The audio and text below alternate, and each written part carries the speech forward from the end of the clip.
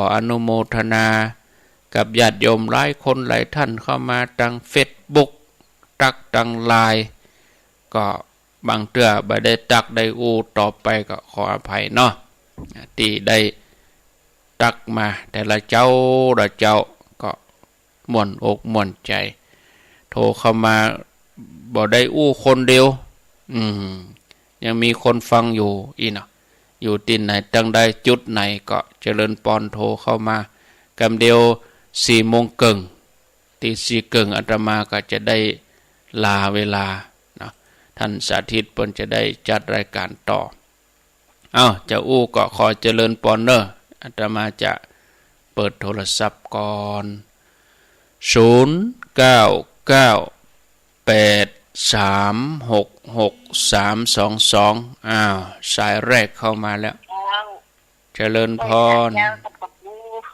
จากที่ไหนจากยังป่าเป้าเจ้าแม่ชีโทรศัพท์เจ้า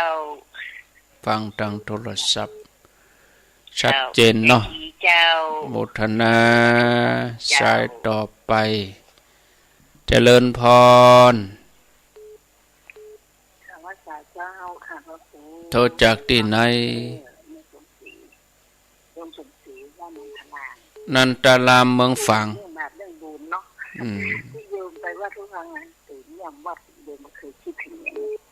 อยากฟังคำแม่โยมก็นั่งมาสานอยากจะเลื่อนแต่โมทนาเอาเฮาถนัดสาธุเจริญพรโทรจากที่ไหนโทรจากที่ไหนแจ้งหัวลินเรียงฝาง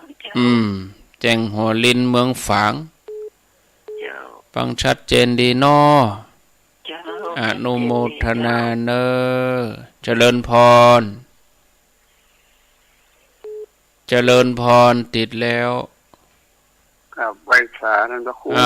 ป่าบุญตันป่าไร่ฟังเฉลยอันนี้ได้โทรมาได้มาได้ก็ฟังโดนทุกองค์มาท่านอยู่ดีมีสุขเนอโมทนารับก็ฟังไปเลยๆสาธุเจริญพรเจริญพรติดแล้วใบสาเจ้าค่ะโทรจากที่ไหนจากลำปางนะเจ้าลำปางบ้านหยังอำเภอหยังตำบลหยังบ้านหัวเสือตำบลหัวเสืออำเภอแม่ทะหัวเสือแม่ทะกะเจ้ากายไปตอนน่ะกะมันได้ไปแหววฮู้จักไผเจ้ามาตั้งสาย8ไปทางแปบุญแหละเจ้าฟังสถานีไหนบุญญาวาสกะเจ้าฟังบุญญาวาสเจ้าม่วนใจกันเนาะเดี๋ยวนี้โมทนาเนอโมทนาตะกี้อยู่เมืองฝางสดไปลำปางพุ่นเนาะเดี๋ยวนี้จะไปแอวไหนแถมเจริญพรรับภาษาท่านพระครูไม่แอวบันทาเมินล่ำได้มาป่อบุญธรรมจำได้กะใครป่อบุญธรรมท่านยังบอกฟังน้องท่านก็บอกโทรนะครับคืออยากติดตามโทรกันเนาะท่านกบุญแกปราบอันนั้นเนาะท่านเนาะที่ท่านได้อวยเนาะครับที่เป็นของเขาแต่เนาะท่านเนาะวันนั้นว่าใจของเขาของสมบัติแต่เป็นสมบัติกลางเป็นเก็บกัดกระจงอันกันว่าคนเนาะที่เห็นมันก็คือจะไปจะทำก็คือบุญกับบาปเนาะท่านว่าคนได้การพระคุณได้ปัญญาดีท่านไม่มีสาระเนาะท่านจะบอกฟังแต่ยังบอกบัตรโทรก็ได้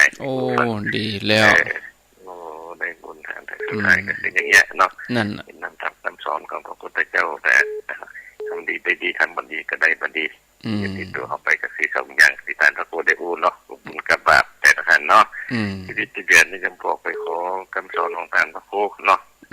เป็นที่จังที่ฝึกเนื่อยใจกับชีวิตประจำวันเนาะชีวิตที่เหลือนี่บอกว่าจะเหลือต่อใดท่านพระโคเนาะถ้าเหลือก็คือเหลืออยู่ด้วยกับความดี ดีเด้อท่านเนาะครับบอกกับราชการในอู่เมืองไปวันนี้จะดู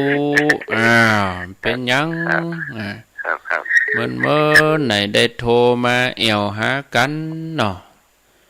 เจริญพรแจ่โฮมแจ่โฮมแม่ตาในอนุโมทนาสาธุแม่ตาแม่ตาในแจ่โฮมลำปาง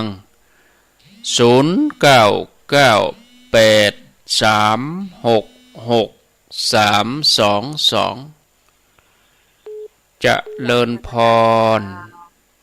ก่อนนมัสการเจ้าโทษจากดังใดสีโพธารามเจ้าสีโพธาราม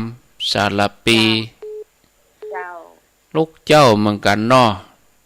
เจ้าแม่ฟังแล้วบอกใครรับก่อนรับฮะเนอะเจ้าฟังนอนฟังรับไปตื่นมาก็ฟังแถมอย่าเจ้าโจกดีสีโพธารามสารพีเจริญพรครับว่าจ่าครับผมโอ้พี่น้องในเวียงพี่น้องในเวียงโลนี่พี่น้องในเวียงเวียงน้องล่องชัดเจนดีเนาะลูกเจ้าชัดเจนดีครับผมมันลูกแก้วอันน่ะนอนฟังหันกะเป็นกู้กันนอนฟังดีแล้วอนุโมทนาเนอกับวาสาครับผมป่อหลวงบัดไว้วางดงเหนือดงใต้ดงหลวงดงใต้พัฒนาสายสุดท้ายเจริญพรโทษจากไหนจากตั้งใดพี่นมดีน้ำลัดจ้าน้ำลัดจอมตองตื่นจะมา3 โมงจ้ะลูกเจ้าน่ะแม่ดวงดีเนาะตื่นเจ้าดีมันม่วนไปอย่างนะเอาตุกเจ้ามันสดชื่นดีจ้าเนาะมันโปร่งโล่งดีสมองโล่งดีแต่จกดีเนอะแม่จ้าหมดเวลาเฮาละใจเฮานี่เขาอู้เมินๆกะแต่ว่ามันหมดไปเห็นละหมดแล้วนะอาตมาลาไปก่อนต่อไปจะต่อสัญญาณไปที่ท่านสาธิตก่อนเนาะลำปางสถาบันธรรมาภิวัตรหมดแล้วเนอะมันโทรแล้วมันกึนมันลุนได้มากึนตอนสุดท้ายนี่เนาะ